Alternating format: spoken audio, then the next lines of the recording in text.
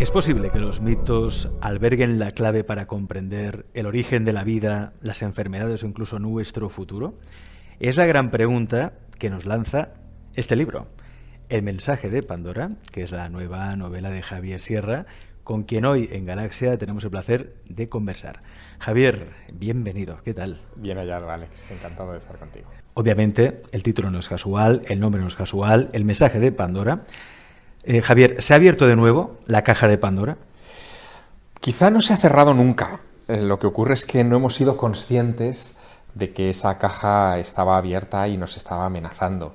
En fin, hay advertencias desde hace décadas sobre lo que podría implicar, por ejemplo, un cambio climático como el que estamos ya enfrentando, o lo que puede implicar una deforestación de importantes zonas del planeta, que no es más que una alteración del equilibrio de esta esfera perdida en medio del universo en la que habitamos, en donde virus, bacterias y otros enemigos invisibles pero muy hostiles de repente resucitan, casi te diría que de entre los muertos, ¿no? Resucitan porque llevan tiempo congelados en el permafrost o en lugares donde la foresta les ha mantenido digamos a salvo, y que ahora de repente se han escapado de control y empiezan a atacarnos. Lo que está pasando ahora, yo te diría que es un aviso, ni siquiera es una calamidad, es un aviso de lo que puede pasar. Un aviso de lo que puede pasar. ¿Y qué puede pasar? ¿Una nueva extinción? Bueno, ¿Una civilización? Podría ser. Piensa que este virus que estamos ahora, en fin, tratando de evadir, es un virus con una mortalidad pequeña, mínima. Si lo comparamos con otros a los que ya nos hemos enfrentado en el pasado, como por ejemplo el virus del ébola, tú imagínate que esto, en vez de ser la COVID, que fuera un coronavirus, fuera un virus como el del ébola y que se hubiera escapado al control. Estaríamos hablando de una mortalidad del 40% de los infectados, y eso sería una catástrofe. No estaríamos hablando de 3 millones de muertos, que fue la información que se hizo pública esta semana, sino que a lo mejor estaríamos hablando de 30 millones de muertos, ¿no? En fin, por eso creo que hay que estar prevenidos. Es verdad que estamos dando ahora, aunque no lo veamos con perspectiva, un salto de gigante. Un virus muy parecido a este fue el que nos atacó hace 100 años, con la famosa gripe española de 1918. Y cuando estábamos en el ecuador de aquella amenaza, estoy hablándote del año 1920, 1919-1920, ya se hablaba de 25 millones de muertos. Ahora estamos hablando de 3. Es decir, que gracias a nuestros mecanismos de contención y a lo que está haciendo evidentemente la ciencia y la vacuna en estos momentos, hemos podido mitigar una mortalidad muchísimo mayor. Bueno, esto es lo que estamos ahora mismo desarrollando. Yo soy optimista, creo que a futuro lograremos, en fin, mecanismos de control para otras enfermedades. Lo que hace falta es inversión y decisión, claro. Hay un punto muy interesante de tu libro, Javier, en el que hablas de que, claro, en el pasado, un virus pudo ser precisamente el detonante de nuestro salto evolutivo. Es decir, el virus hace que la especie o la civilización mute, y de esa manera pues se crea con una nueva civilización, ¿no? Bueno, el famoso, por ejemplo, ¿no? El famoso monolito de 2001, Odisea del espacio, ¿no? Que el simio toca el monolito y de repente empieza a desarrollar una inteligencia, ¿no? Un salto evolutivo en comparación con otras especies, ¿no? Hasta llegar a lo que somos hoy por hoy. ¿Eso pasó realmente? O sea, ¿pudo ser que un virus en el pasado significara una mutación y este virus que ahora estamos padeciendo también pueda significar una nueva mutación en la humanidad? Bueno, nosotros aprendemos por experiencia, ¿no? Y lo que está ocurriendo ahora nos está enseñando que la especie humana es muy susceptible de sufrir mutaciones precisamente por la influencia de este tipo de elementos a los que hasta ahora les habíamos prestado una atención relativa, ¿no? Somos así de torpes. No valoramos lo que no vemos.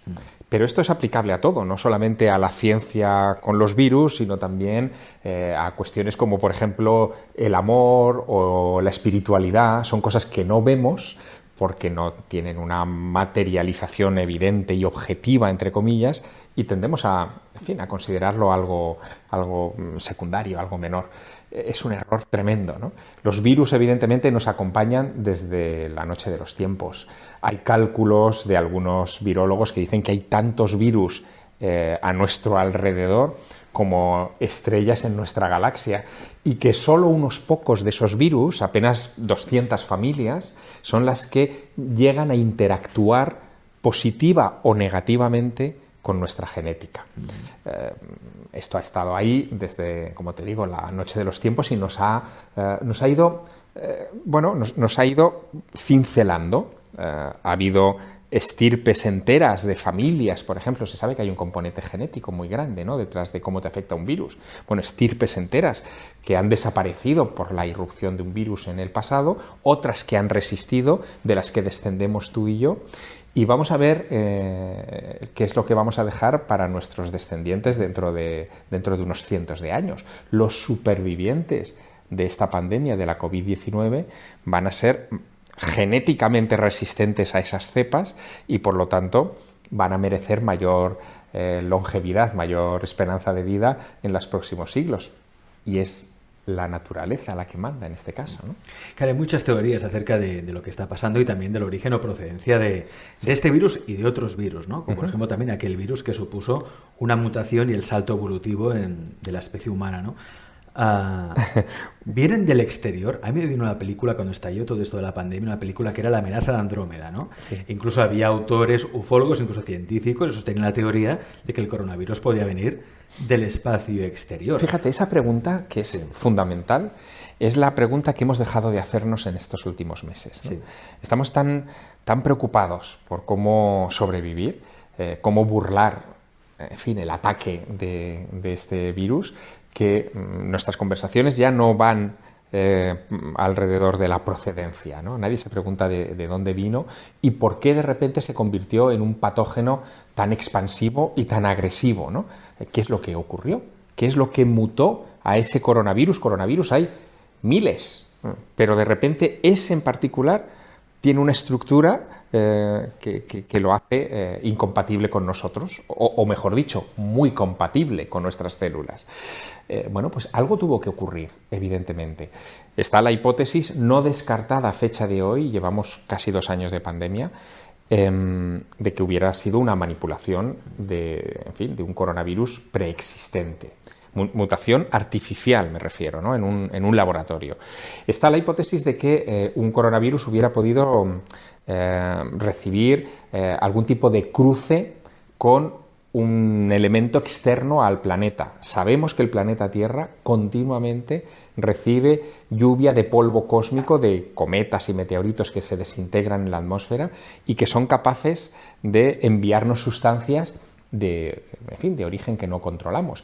Algunos astrobiólogos piensan que ese polvo estelar contiene los rudimentos de la vida y que es capaz de interactuar con la vida que ya hay en la Tierra y mutarla y cambiarla. ¿Hemos recibido ese tipo de mutación en China en los tiempos precedentes al coronavirus? Pues no lo sabemos, pero sí que hay constancia de meteoritos que entraron sobre China muy grandes en los meses precedentes a la pandemia que pudieron haber despertado ese tipo de mutaciones. Por lo tanto, yo estoy abierto a todo. Creo que aquí se impone lo que decía un filósofo al que yo le tengo mucho aprecio, que fue ufólogo también, que fue Aimé Michel, que decía que en estas cosas, él se refería a los ovnis, pero se aplica también a esto, hay que estar abierto a todo, pero no creer en nada. Es decir, hay que tener la mente abierta a que la investigación nos sorprenda y no convertir en artículo de fe nada, porque al final te fanatizas y te cierras a la verdad, ¿no? Y caemos en el pensamiento dogmático, claro, en el que al parecer cae la ciencia o la ciencia consensuada. Lo digo porque hay científicos, por ejemplo, que están abiertos a todo, obviamente sin querer o aseverar nada, porque estas cosas ya sabéis cómo son, pero como están abiertos a todo, parece que la comunidad científica los denosta, no les hace caso, les resta prestigio, credibilidad, los aísla. Es un camino muy duro, Alex, para este pensamiento, que es un pensamiento racional, científico y serio. Digo que es un camino duro porque es verdad que se trata de mentes que no se adscriben al dogma imperante o a la necesidad económica o social dominante en este momento del siglo XXI, sino que mantienen una mente absolutamente abierta y permeable, donde ven que ciertas cosas se producen por una concatenación de reacciones, pero como no conocen cuál es el origen, no pueden tampoco dictaminar cuál va a ser el fin. Y sus colegas dictaminan ese fin por otro tipo de intereses, ¿no? Yo he visto a muchos amigos míos en esos ámbitos de la ciencia sufrir mucho con este asunto de la pandemia, ¿no? Porque, en fin, ha habido como un dogma establecido sobre lo que es el virus, cómo combatir el virus y a dónde nos va a llevar este virus. Y todo lo que se sale de ese dogma políticamente correcto se condenaba, ¿no? y se demonizaba, se despreciaba, ¿no? Bueno, son los tiempos que tocan, ¿no? Yo creo que los científicos que mantienen la duda son los verdaderos científicos. O sea, la ciencia no es una religión, no se puede construir sobre dogmas, no hay verdades absolutas, no las hay. Ni siquiera las leyes de Newton ya son absolutas. Sabemos que la física tiene componentes que no son explicables o predecibles por las leyes de Newton. Tenemos toda la física cuántica, todo lo que tiene que ver con la materia y la energía oscura, que ocupa más de 3/4 partes de la realidad, eso que llamamos realidad, que tampoco sabemos muy bien cómo acotar. Por lo tanto, creo que aquellos científicos que dicen esto es así, yo los pondría en cuarentena. El buen científico es el que dice esto parece que es así. Y ese matiz es súper importante. Pues hablemos de la ciencia no dogmática, de los que se cuestionan las cosas. Hablemos de lo políticamente incorrecto, que es también lo que nos interesa más en este programa. Y precisamente en este libro, una novela que yo os recomiendo que la leáis porque además se lee rápido, ¿eh? Uh-huh. En un suspiro se lee porque es una novela que obviamente está muy bien escrita, pero es que además, como todas las novelas de Javier, están muy bien documentadas. Es decir, todo lo que se expone en esta novela está contrastado científicamente, está basado en hechos objetivos y teorías objetivas. Vamos a explicar un poco rápidamente la sinopsis de la novela. Esta novela arranca cuando la protagonista, Aris, recibe una extraña carta al cumplir 18 años. Esa carta se la envía a su tía, evocando el último viaje que hicieron por Europa. Un viaje atípico en el que se desvelan secretos no solo sobre antiguas civilizaciones, sino también acerca de lo que está pasando y lo que puede ser nuestro futuro.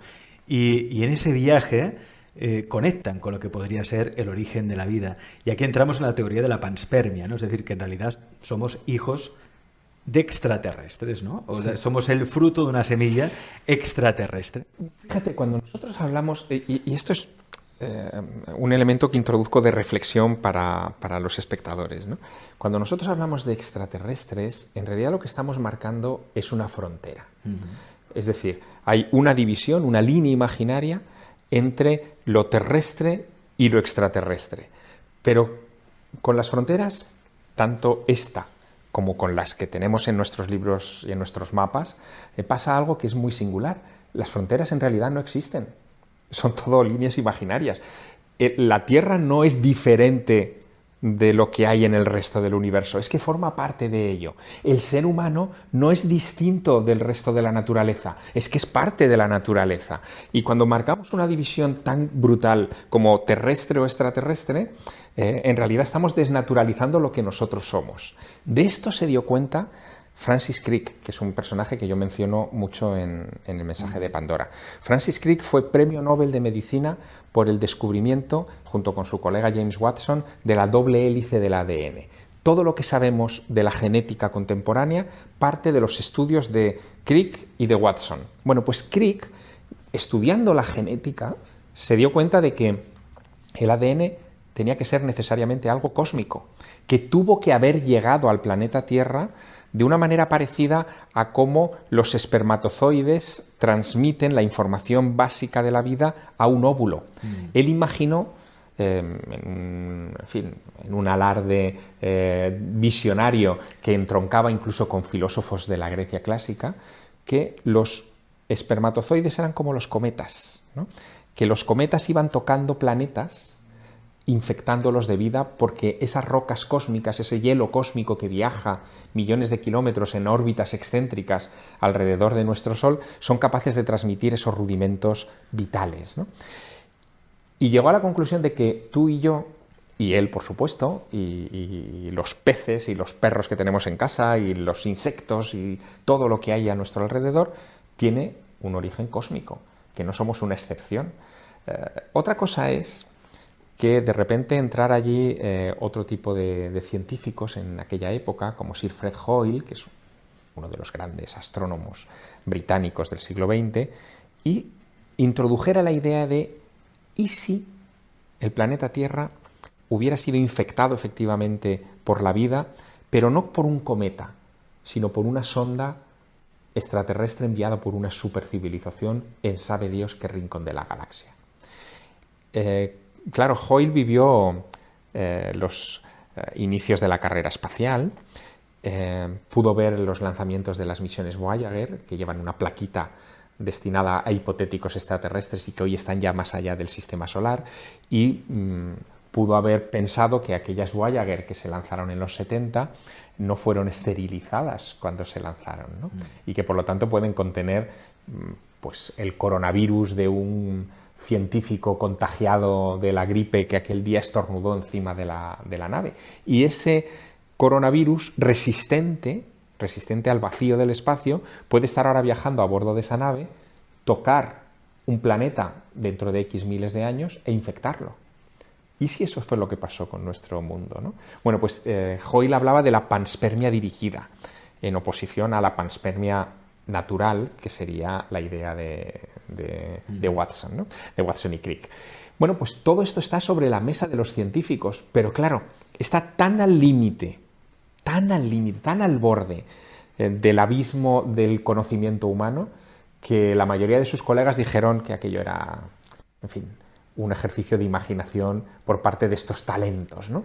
Y no le dieron más importancia. Bueno, yo estoy seguro, Alex, que dentro de 100 años, cuando alguien vea esta entrevista, esta conversación nuestra, va a sonreír y va a decir, hombre, fíjate lo que se planteaban en el 2021, ¿no? Aquellos primitivos, ¿no? Del 2021, cuando esto evidentemente está claro. Eso es lo que yo creo que va a pasar con estas ideas, que al final aceptaremos que la vida es cósmica y que afectó a nuestro planeta, intencionada o azarosamente, no lo sé, eso ya lo determinarán los hombres del futuro, pero que tú y yo somos de origen extraterrestre, seguro, y nuestros espectadores, todos.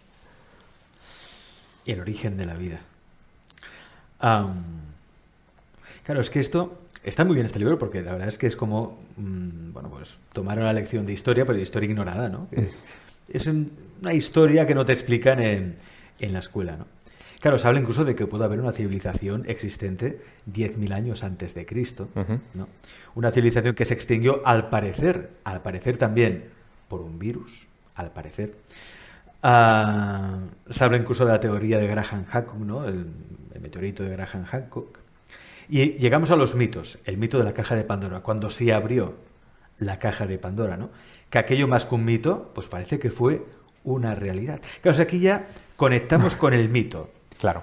El mito, claro, una explicación, como antes no existía la ciencia, pues intentamos explicar los fenómenos de la naturaleza, pues contando cuentos, ¿no? Por decirlo de alguna manera. Pero claro, en el mito encierra un pozo de realidad. Los carros alados, todo siempre que viene del cielo, tal. Claro, la cuestión es, vemos que todas las religiones tienen un punto de unión, ¿no? Un punto de conexión, y es que todo viene del cielo, ¿no? La teoría de la panspermia dirigida. Pero aquí ya conectamos con la idea de Dios. Claro, panspermia dirigida ¿por quién? ¿Por Claro. qué? ¿Qué existe allí? Fíjate, nosotros representamos en nuestro imaginario judeocristiano a Dios como una especie de ser todopoderoso, anciano, que tiene un dominio sobre el universo. A veces lo convertimos en un ideograma y ponemos un triángulo, ¿no? Como si Dios fuera esa figura geométrica, o un ojo, que es lo que también es algo que viene de Egipto, ¿no? El ojo de Horus, el ojo que lo ve todo. Pues a veces ponemos un ojo dentro de un triángulo y eso es Dios, ¿no? Pero Dios en realidad, si lo piensas, Dios en realidad es un interrogante. O sea, cuando no sabemos cómo funciona el universo, cómo funciona algo, vemos la mano de Dios. ¿Por qué? Porque ya Newton se dio cuenta de que en el universo las cosas parecen estar como muy medidas, ¿no? Toda acción desencadena una reacción y este lugar en el que nosotros estamos funciona como una especie de gigantesco reloj del que de vez en cuando nos damos cuenta cuáles son sus conexiones, ¿no? Cómo funcionan las ruedas dentadas que mueven el mecanismo de este gran reloj que es el universo. Pero como no sabemos quién fue el relojero, ni quién le dio cuerda, ni cuándo le dio cuerda, si es que había un tiempo antes del tiempo, hablamos de Dios. A mí hablar de Dios me parece cómodo, me parece fácil. Es decir, bueno, pues Dios es el gran relojero, vale, ahí está. Pero yo no me conformo con eso, yo quiero llegar a la esencia del interrogante, hasta donde llegue. Nunca lo comprenderé seguramente, pero hasta donde llegue quiero seguir avanzando. Y en esa postura está también la ciencia de alguna manera, ¿no? Es el punto donde se tocan ciencia y religión. La ciencia quiere saber cómo funciona el reloj de la naturaleza, quiere saberlo. Y no remite a Dios porque Dios es dejar de hacerse preguntas. Ah, es Dios. Ya está, ya hemos resuelto la ecuación. Y en realidad lo que acabamos de hacer es plantearla. ¿Y quién es Dios? ¿O qué es Dios? Ahí está la clave de esta historia. Por eso cuando yo escribo un libro como El mensaje de Pandora, claro, es un libro un poco particular, porque parte del shock que ha vivido nuestra civilización enfrentándose a este enemigo invisible que es la pandemia del coronavirus. Parte de ahí. Ahí es cuando yo, como miembro de esta humanidad, también me conmociono y me doy cuenta de que me conmociono porque he ignorado durante toda mi vida que estos procesos estaban ahí. No nos lo han explicado en el colegio, nuestros padres no nos han hablado de ello, no estaba en nuestras conversaciones de sobremesa. Era un tema muy sepultado entre especialistas, ¿no? Y de repente me enfrento a ello y me doy cuenta de que esta situación la hemos vivido una y otra vez durante los últimos 10.000 años por lo menos, que es el tiempo, no es una cifra al azar. Los 10.000 años es el tiempo en el que la humanidad dejó de ser nómada para convertirse en sedentaria.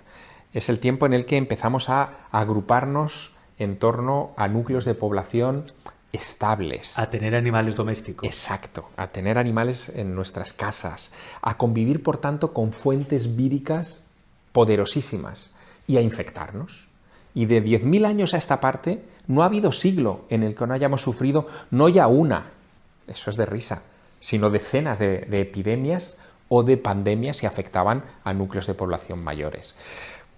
Por lo tanto, de lo que hemos pecado, Alex, es de una ignorancia supina. O sea, no nos hemos educado para enfrentarnos a esto. Pensábamos que la pandemia de 1918 era una cosa de los libros de historia. Y sin embargo ahora, fíjate qué curioso, estamos reabriendo ese libro de hace 100 años y descubriendo muchas cosas que nos afectan. Por ejemplo, en 1918 no teníamos vacunas. No teníamos. ¿Cómo es que desapareció aquel virus, ¿no? Sí. Que es muy parecido a este que ahora nos ataca? ¿Por qué desapareció? No lo sabemos, pero hay una teoría que está ahora sobre la mesa de muchos virólogos que me parece fascinante. El virus, aquel de hace 100 años, que era una gripe como esta, ¿no? del coronavirus, mutó tantas veces al expandirse por todo el planeta, tantas veces, que finalmente terminó mutando contra sí mismo. Y terminó alterando los bastoncitos en forma de T, estos que hemos visto ya tantas veces, y ya no se enganchaban con las células humanas y terminó desapareciendo por su hipermutación. ¿Puede pasar eso con el coronavirus que ahora mismo nos afecta? ¿Se comportan de manera cíclica los virus? Caramba, esto abre un panorama absolutamente diferente respecto a la situación que estamos viviendo. Y sin embargo, sigue siendo debate de especialistas. Nadie nos está contando que se están reabriendo ahora las fosas comunes de los años 18, 19 y 20 en muchos lugares del planeta para tomar muestras biológicas y comprender mejor ese virus. Nadie nos lo está contando. ¿Tú lo has visto en algún informativo? No. Pues se está haciendo. Y es interesante, porque al mirar atrás podemos estar echándole un vistazo al futuro. Y a mí eso me parece, en fin, muy, muy fascinante, ¿no? Yo lo que observo en esta pandemia es que hay cosas que son un poco quizá inusuales en una pandemia, ¿no? De repente, las pandemias están localizadas, dicen que el origen está en Wuhan, pero es que de repente de Wuhan ya saltó a Italia, luego a España, a Estados Unidos, en muy poco tiempo. De acuerdo que uno puede pensar, bueno, es que estamos en un mundo en el que hay muy buena comunicación, la gente viaja mucho, se ha acostumbrado que la gente viaja de un país a otro, es normal que el virus se pueda transportar, pero no es curioso que una pandemia tenga varios focos a la vez. Bueno, en el mensaje de Pandora, como se habla de muchas cosas, ¿no? La protagonista de la novela le cuenta a su sobrina muchas de las cosas que ha visto y aprendido a lo largo de la historia.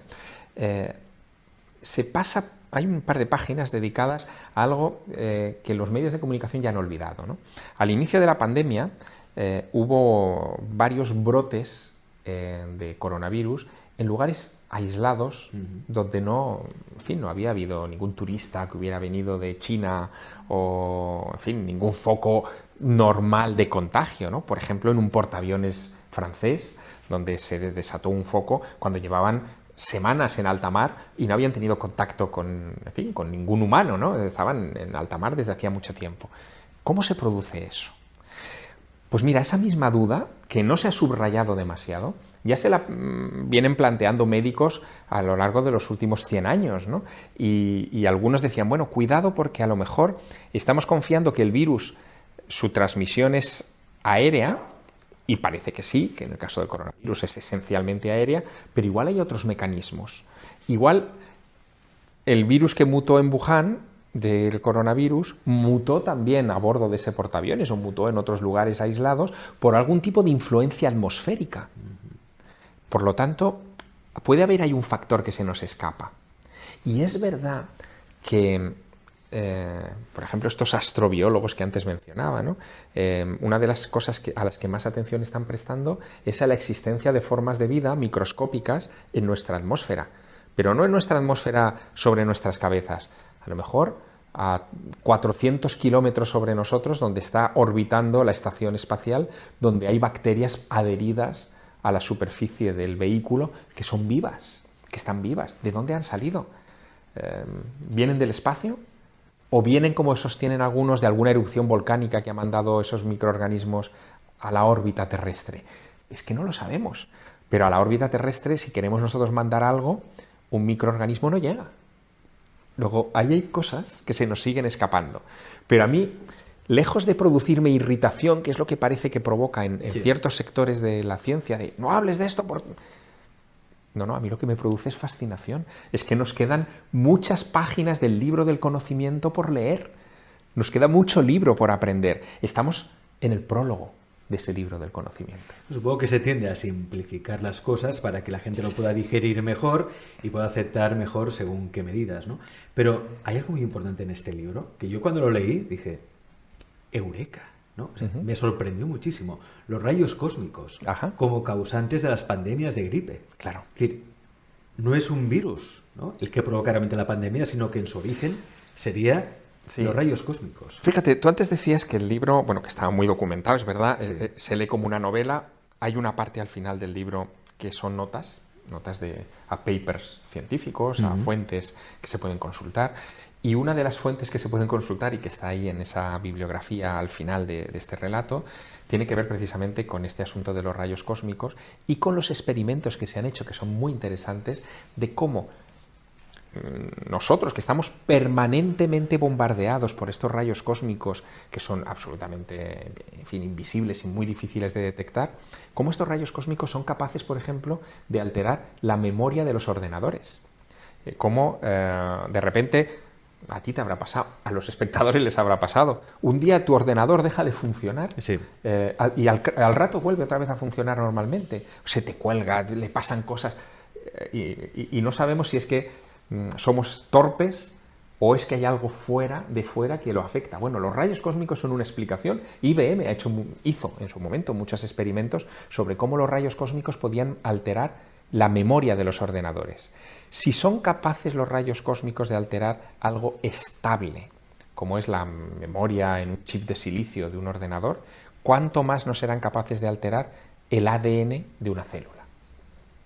Y cuánto más no serán capaces de afectar el ADN de un virus que es sencillo en su funcionamiento y por lo tanto cualquier variación provoca un gran cambio en ese mecanismo sencillo, porque provocarlo en el ADN humano es más complicado, es un ADN muy complejo, muy largo, son secuencias muy largas, pero el de un virus es mucho más sencillo. Por lo tanto, ahí podemos tener una clave y está sobre la mesa de los científicos, pero claro, es que todavía no llegamos a comprender muy bien esos mecanismos de influencia de los rayos cósmicos, igual que tampoco conocemos muy bien, aunque está sobre la mesa también, la influencia de las tormentas solares, de los campos magnéticos del Sol, hasta qué punto el magnetismo solar es capaz incluso de alterar el comportamiento de especies sobre el planeta y a lo mejor incluso mutarlas, ¿no? Bueno, todo eso está ahí y es un campo de estudio al que le tendremos que dedicar muchos recursos en los próximos años.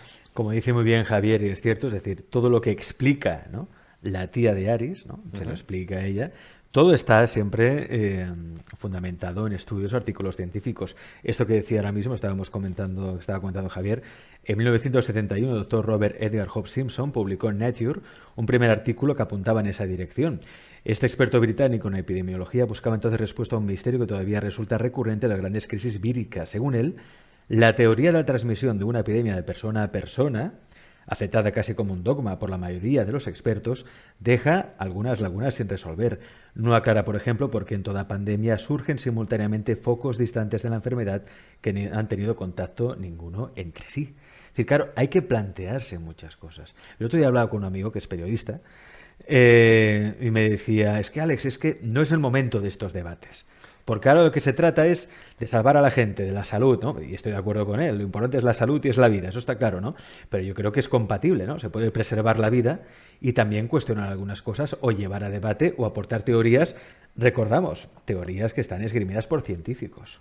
Sí, bueno, es que yo creo que hay un cierto, desde el punto de vista de los poderes públicos, aquí ya estoy hablando de lo político, ¿no? Hay un cierto supremacismo, ¿no? Es decir, oye, la población no tiene capacidad para tener distintas pistas, distintos niveles de entendimiento y por lo tanto hay que darle las ideas mascadas, muy cerradas y grandes verdades sin demasiadas ramificaciones. Yo creo que es un error, porque hay que tratarnos como personas con criterio, con curiosidad y hay que darnos la información que, en fin, que existe, ¿no? Y sin embargo se nos hurta mucha información en aras de una especie de tranquilidad social. Yo creo que la información, fíjate, yo muchos años he estado trabajando en cuestiones de información como tú, la información nunca intranquiliza, nunca. O sea, la información te da parámetros para que tú tomes una decisión u otra y cuantos más parámetros tengas, mejor. Restar información es antidemocrático y incívico, profundamente incívico. Pero está pasando, ¿eh? Está pasando. Se está incluso censurando a medios y canales por aportar investigaciones que están refutadas, o que están apoyadas en científicos, ¿no? Sí, no sí, son, lo sé. No son divagaciones ni... Lo sé, pero también tengo la sensación de que es una batalla que finalmente ganará la transparencia y la información. ¿Por qué? Porque cada vez tenemos más mecanismos como individuos para acceder a ella. No es solamente Internet, ¿no? También están las bibliotecas, están ahí y están llenos de libros fascinantes que no te puede censurar una plataforma desde fuera, ¿no? Por lo tanto, yo creo que al final se vencerá, o sea, que la información vencerá. Pero bueno, es cuestión de voluntad, ¿no? Aquí lo que hay que cultivar en nuestros espectadores, en nuestros lectores, y yo trato de hacerlo con cada obra que hago, es el germen de la curiosidad. Cuando tú haces que un lector se pregunte, y eso es lo que yo buscaba con el mensaje de Pandora, has desencadenado una reacción en cadena que ya nadie va a poder detener. Porque el hacerte preguntas, el tener dudas, el querer satisfacerlas, es algo imparable. imparable por mucha censura que haya. De hecho, mucha información valiosa no se encuentra en Internet. Sí, sí, claro. Haces búsquedas en Google y la información que te dan no es de relevancia muchas veces. Qué importante que digas eso. Qué importante, porque tú y yo todavía somos de una generación que hemos convivido sin Internet. Sí.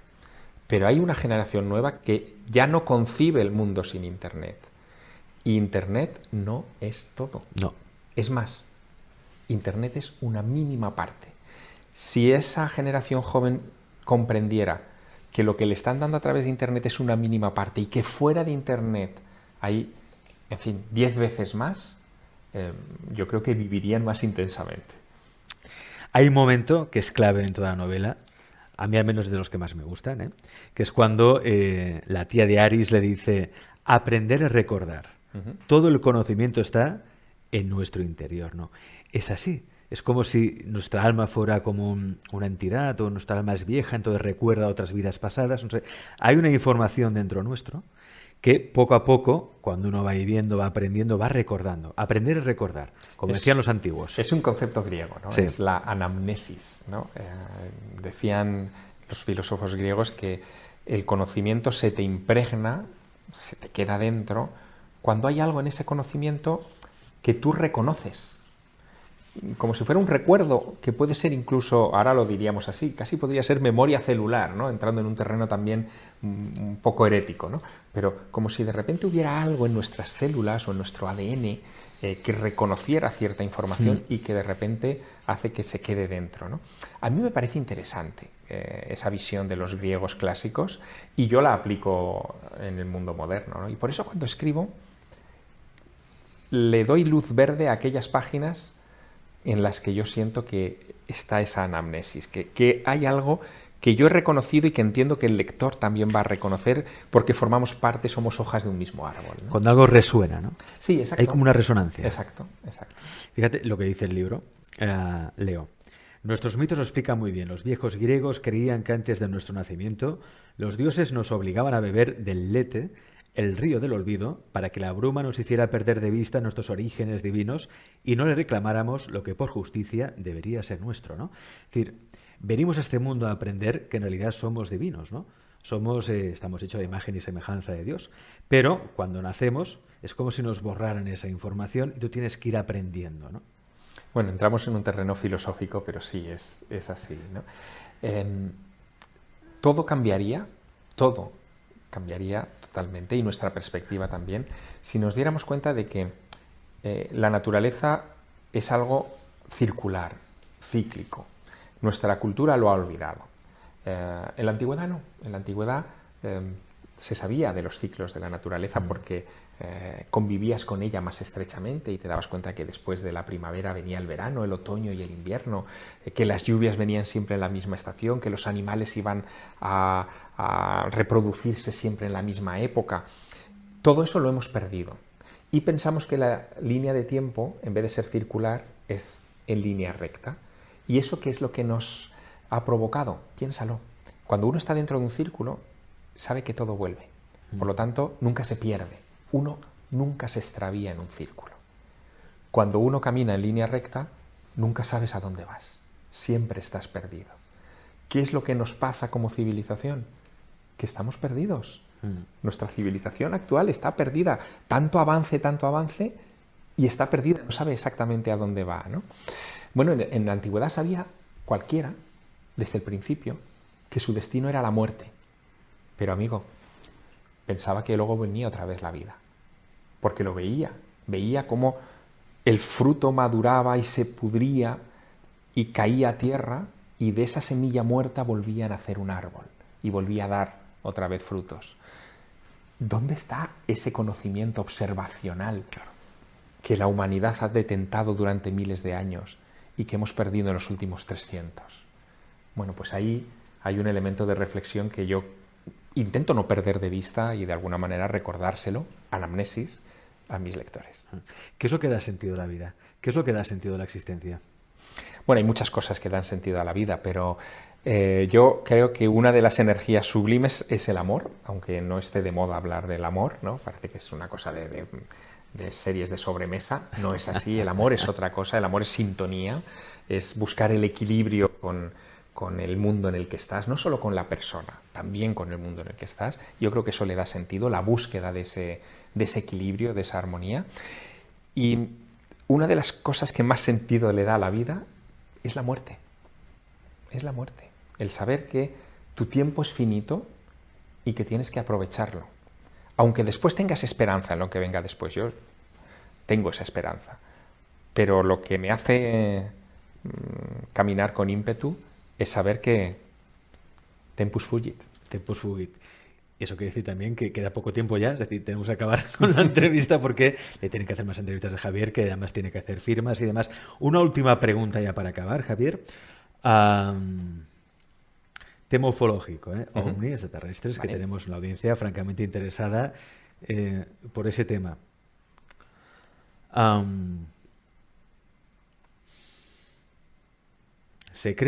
Se dice que vamos a vivir un avistamiento global, ¿no? Porque en el último año de la pandemia se han registrado más avistamientos de ovnis o contactos de tipo UFO, contactos de tipo extraterrestre. ¿Tú qué opinas sobre eso? ¿Realmente llegará un momento que habrá un avistamiento global por observación? ¿Es cierto que eso puede pasar en algún momento? ¿Ya están entre nosotros de alguna manera? ¿O nos han creado y están entre nosotros, están experimentando, jugando con nosotros? O sea, me haces una última pregunta que daría para llenar que para el otra canal entrevista durante mucho tiempo, ¿no? Mira, yo no creo que se estén viendo más ovnis ahora que sí, antes de la pandemia. Lo que sí que ha ocurrido es que hay más gente mirando al cielo. El cielo está vivo, pasan cosas. Pero el ser humano vive con los ojos tan puestos en el suelo, en lo cotidiano, en lo diario, en lo urgente, que no en lo importante, que se pierde lo que está ocurriendo en los cielos, ¿no? Eso por un lado. Por otro, lo que quizá vaya a haber es un cambio de aproximación a este fenómeno, ¿no? Es un fenómeno que en los últimos 20 años casi hemos olvidado. Hay muchos interesados, evidentemente, pero a nivel de medios de comunicación, de debate colectivo, pues 20, 30 años han pasado en donde quizá porque esperamos siempre desde un punto de vista de adrenalina que pasen cosas. Sí, tiene que pasar algo. Claro, y no ha pasado ninguna cosa notable, ¿no? Bueno, vale, pero es que pueden pasar en cualquier momento, ¿no? Y yo sí soy de los que creen que va a pasar. Una de las cosas que va a pasar, por ejemplo, es el informe que estamos esperando por parte de Estados Unidos, del Departamento de Defensa de los Estados Unidos, que debe hacer público a finales de junio de este año. En junio de este año se cumplen 75 años, es una casualidad cósmica, ¿no?